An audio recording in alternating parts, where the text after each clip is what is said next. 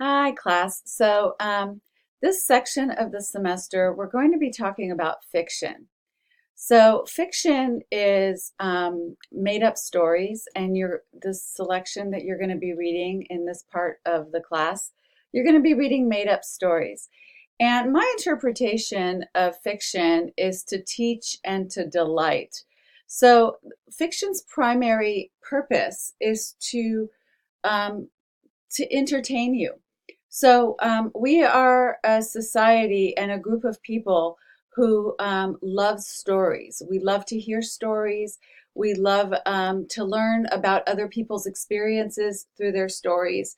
And so fiction has an extraordinary important place in our lives because of our love for the story, especially about people and what happens to these people. So that's the basic structure of a story, and who tells the story and where the story comes from and the setting of the story. We are interested in stories as a society constantly. And so fiction is created out of that necessity for us as people, human beings, if you want to call us that, or just our own curiosity. We love stories. We love to tell stories, and we love to hear them. When you go to a movie, you go there for the storyline. Reading books, you read books of fiction for the storyline. So I have some fiction here for you that I just wanted to give you examples of. So, The Pearl by John Steinbeck. This is fiction, totally made up story, beautifully written. Another piece of fiction by William Saroyan called Fresno Stories, totally fiction, made up stories. Mildred Pierce by James Cain. This was also made into a movie and totally made up stories. And here I have the full length work of F. Scott Fitzgerald. He's the author of The Great Gatsby, if you don't know who he is, but all made up stories. And I got this at a really nice, cheap price from my local bookstore. Why do we read them? We read them to entertain us, we read them to learn. Um, we learn them because it gives us some insight into the human psyche or into the human experience through storytelling.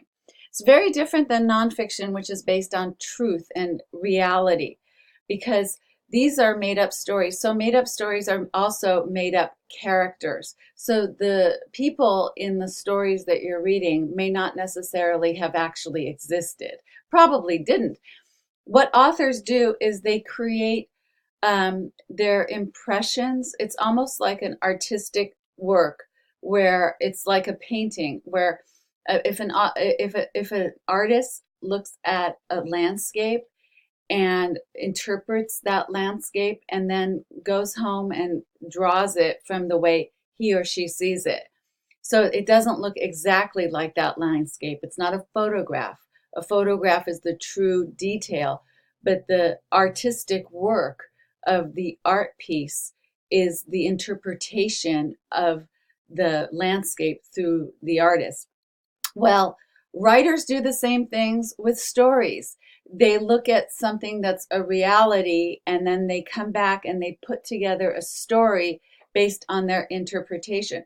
So, one of the things that you don't want to do, it doesn't matter who the author is, you don't want to think that these stories happen to the actual author.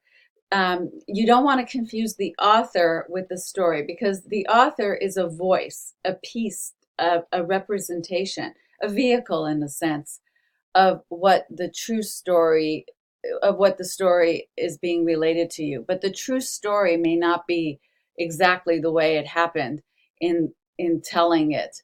Just and so I'm going back to my analogy here. When you take a photograph of a landscape, it's the actual landscape. You can go there and you can actually see it. But when an artist looks at a landscape and comes back and paints the landscape, it doesn't look, the colors are different, the nuances are different. There's blends of reality, but not completely. So when you're reading fiction, I want you to keep that in mind, that's exactly how fiction works. It's a blend of reality from the author's interpretation. And so, what do we use in fiction? We use plot, we use character, we use point of view, and we use setting to describe this story. So, what you're going to be reading about and what you're going to be doing in this section of the course is analyzing the plot, the character, the setting, and the point of view, and and giving your interpretation of the story. So the story may be like life to you, or maybe not like life to you. So we read stories because we want to learn about people, and we want to learn about experiences, and we have this filter of not worrying, did it really happen, did it not really happen. So you want to just focus on the elements of fiction and not whether it really happened or whether it didn't, in reading the story. And what did you learn, and how were you entertained by the story? So that's the basic concept of reading fiction. Okay.